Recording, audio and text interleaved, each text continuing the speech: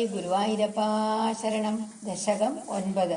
സ്ഥിതസ്സ കമലോദ്ഭവഃ തവ he നാഭിപങ്കേരുഹേ കുതസ്തുതിതമംബുധൗ ഉദിതമിത്യനാലോകയൻ തദീക്ഷണ കുതൂഹലാത് പ്രതിദിശം വിവൃത്താനനഃ ചതുർവദനതാമകാത് വികസദഷ്ടദൃഷ്ട്യംബുജാം.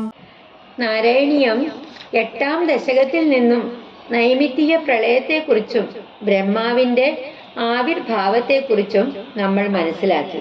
9-ാമത്തെ ദശകത്തിൽ ബ്രഹ്മാവിന്റെ പിന്നീടുള്ള വ്യാപാരത്തെക്കുറിച്ച് നമ്മൾക്ക് ഇനി മനസ്സിലാക്കാൻ ശ്രമിക്കാം.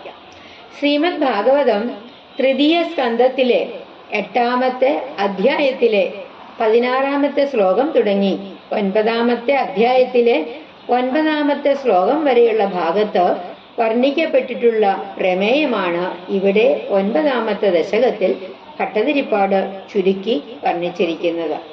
1-ാമത്തെ ശ്ലോകത്തില് ബ്രഹ്മാവ് എങ്ങനെയാണ് ചതുർമുഖനായി തീർന്നത് എന്നാണ് വിസ്തരിച്ചിരിക്കുന്നത്. ആ പത്മസംഭവനായ ബ്രഹ്മാവ് അങ്ങയുടെ നാഭിയിൽ നിന്നുണ്ടായ താമരയിൽ തന്നെ ഇരുന്നു.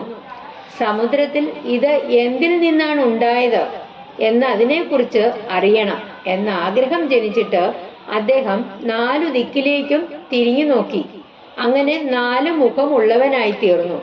വിടർന്ന താമരപ്പൂക്കൾക്ക് സമമായ 8 കണ്ണുകളോടുകൂടി നാൻമുഖനായി തീർന്നു ബ്രഹ്മാവ്. ശ്രീഹരേ നമഃ.